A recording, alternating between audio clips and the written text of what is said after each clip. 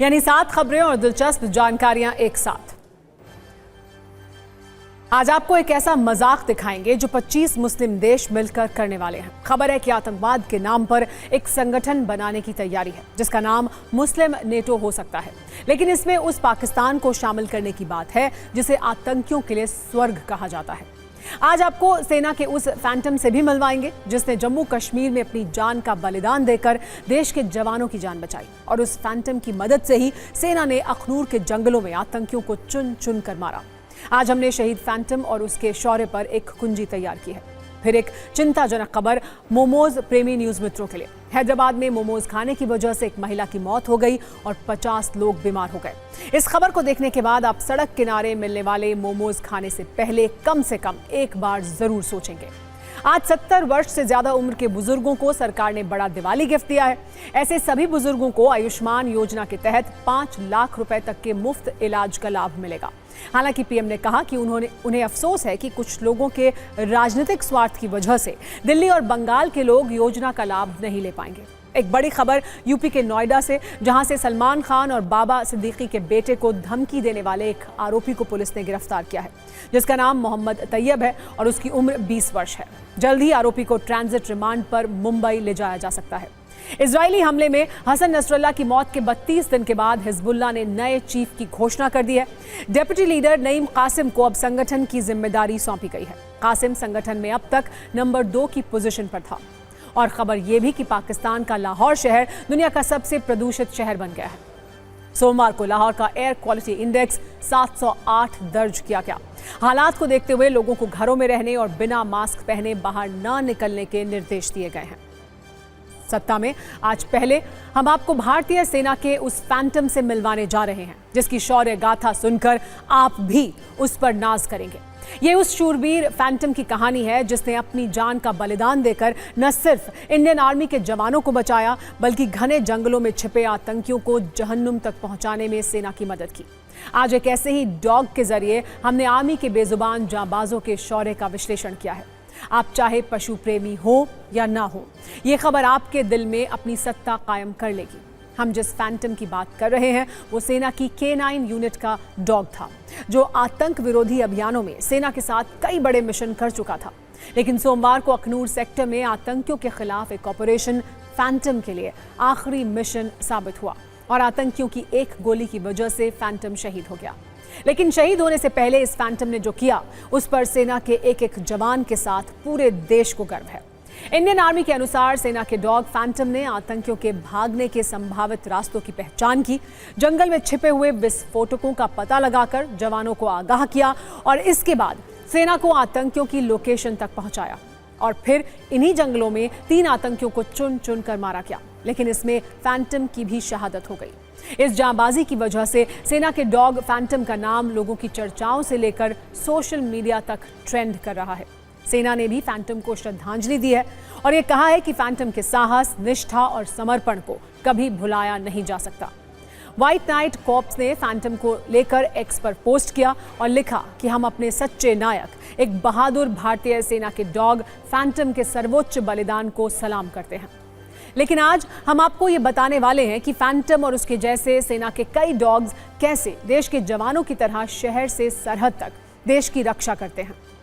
K9 unit का dog Phantom Belgian Malinois नस्ल का था और आमतौर पर इस नस्ल के डॉग शारीरिक रूप से बहुत मजबूत और फुर्तीले होते हैं। फैंटम की उम्र अभी 4 साल थी। 12 अगस्त 2022 को उसे सेना में शामिल किया गया था और इसके लिए फैंटम को रिमाउंड वेटरनरी कोर मेरठ से लाया गया था। वो भारतीय सेना के कई बड़े मिशन का हिस्सा भी रह चुका था।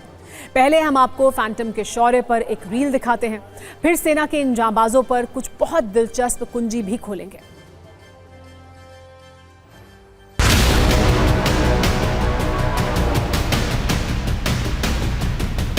भारतीय सेना का एक साइलेंट वॉरियर था जो वीर गति को प्राप्त हुआ।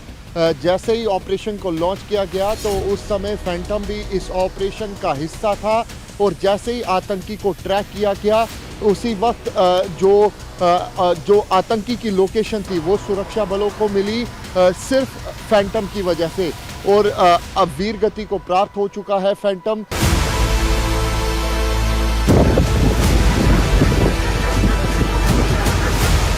एक बड़ी सक्सेस है। वहीं दूसरी तरफ भारतीय सेना ने अपना एक वीर साइलेंट वॉरियर जो है वो खोया है। पूरा देश आज फैंटम को नमन कर रहा है। वहीं आपको बता दें कि इस पूरे ऑपरेशन में फैंटम की बड़ी जो यहाँ पर योगदान है वो रहा है और 3 आतंकियों को न्यूट्रलाइज जो है वो पूरी तरीके से सुरक्षा बलों ने किया।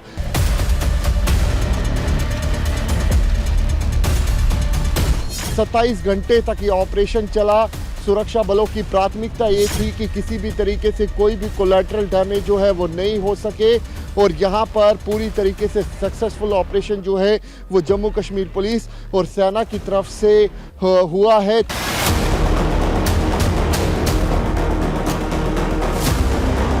हमने एक हमारा आर्मी डॉग खोया है जो सर्च के दौरान आगे जब चल रहा था तो मिलिटेंट्स ने उस पर फायर किया था और इस आर्मी डॉग ने शहादत दी है और इसकी वजह से कई जानें बची हैं। फायर फाइट में जो है कल शाम तक जो है हम एक टेररिस्ट को न्यूट्रलाइज करने में कामयाब रहे।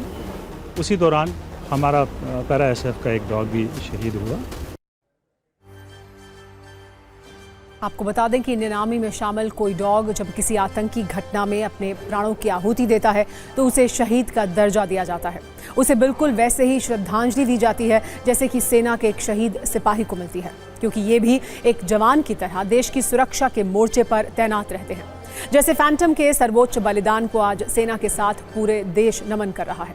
भारतीय सेना में ऐसे कई असॉल्ट डॉग हैं जिन्हें कड़ी ट्रेनिंग के बाद तैयार किया गया है। शहीद फैंटम भी उन्हीं में से एक था। हम आपको फैंटम की जबरदस्त ट्रेनिंग का एक वीडियो भी दिखा रहे हैं। खास बात यह कि जब तक इस डॉग का प्रशिक्षण पूरा नहीं हो जाता तब तक इन्हें किसी मिशन पर नहीं भेजा जाता, लेकिन ट्रेनिंग पूरी होने के बाद जंग का मैदान हो या आतंकी घुसपैठ, हर जगह ये सोल्जर खुद को साबित करते हैं। सेना के इतिहास में फैंटम जैसे बहादुर डॉग्स की कहानियां भरी पड़ी हैं। इन डॉग्स की ट्रेनिंग भी सैनिकों की तरह ही बहुत मुश्किल होती है। खास बात यह है कि ट्रेनिंग में सफल होने के बाद ही ये डॉग यूनिट का हिस्सा बनते हैं। ट्रेनिंग के दौरान हर डॉग के लिए अलग अलग तरह के कमांड का इस्तेमाल होता है और एक वक्त के बाद ये डॉग्स हाथ के इशारों को भी समझ लेते हैं। इनका ख्याल रखने वाले हैंडलर ही डॉग्स को आदेश देते हैं। इन्हें अलग अलग हालात में अलग अलग तरीके से भौंकने की ट्रेनिंग मिलती है। इनका इस्तेमाल सर्च एंड रेस्क्यू में सबसे ज्यादा किया जाता है। इसके अलावा बारूदी सुरंगें या बम खोजने में भी ये मददगार साबित होते हैं। दुश्मनों का ठिकाना खोजने की भी ट्रेनिंग इन डॉग्स को दी जाती है। सेना में एक डॉग का सर्विस पीरियड 8 से 10 साल का होता है। भारतीय सेना की डॉग यूनिट में वैसे तो कई डॉग होते हैं, लेकिन 3 नस्ल के डॉग्स का इस्तेमाल आर्मी में सबसे ज्यादा किया जाता है। इनमें सबसे ज्यादा जर्मन शेफर्ड और लैब्राडोर की भर्ती की जाती है, क्योंकि ये प्राकृतिक तौर पर ट्रेनिंग को समझने के लिए सक्षम होते हैं। इन्हें सिखाना आसान होता है, साथ ही ये सैनिक द्वारा बताए गए कमांड को आसानी से मान भी लेते हैं। इसके अलावा बेल्जियन शेफर्ड नस्ल के जांबाज सिपाही देश की आन बान और शान के लिए फ्रंट पर तैनात रहते हैं। न्यूज मित्रों के मन में एक सवाल ये भी होगा, जब 8 से 10 साल की सर्विस के बाद ये डॉग्स रिटायर होते हैं तो इनके साथ क्या होता है? इसे लेकर सोशल मीडिया पर किए गए कई दावों के बारे में आपने पढ़ा और सुना होगा, लेकिन आज हम आपको इसकी सही और वेरीफाइड जानकारी देते हैं। पहले सेना से रिटायर होने के बाद इन डॉग्स को मारने का चलन था। इसे एनिमल यूथनेशिया कहा जाता था। ये सब कुछ सुरक्षा कारणों की वजह से किया जाता था, क्योंकि ये डॉग सेना के कई खुफिया ठिकानों को जानते थे। इसीलिए डर था कि कहीं किसी गलत तरीके से इनका इस्तेमाल ना किया जाए। लेकिन साल 2015 में सरकार की मंजूरी के बाद इन्हें मारने का चलन खत्म कर दिया गया। साल 2017 में उत्तर प्रदेश के मेरठ में इन डॉग्स के लिए एक ओल्ड एज होम यानी वृद्धाश्रम बनाया गया, जहां रिटायरमेंट के बाद इन्हें भेज दिया जाता है। अलग अलग देशों की बात करें तो रिटायर्ड आर्मी डॉग्स को लेकर अलग अलग कानून बनाए गए हैं। अमेरिका में रिटायर होने वाले आर्मी डॉग्स को लोग अडॉप्ट कर लेते हैं। जिन्हें अडॉप्ट नहीं किया जाता उन्हें एक खास एनजीओ को दे दिया जाता है। इसी तरह ब्रिटेन में भी आर्मी डॉग्स के लिए ओल्ड एज होम बनाए गए हैं, जहां रिटायरमेंट के बाद उन्हें रखा जाता है। जबकि जापान में तो रिटायर हो चुके आर्मी डॉग्स के लिए अलग से एक हॉस्पिटल भी होता है, जहां इन डॉग्स के लिए बिल्कुल इंसानों जैसी सुविधाएं होती हैं।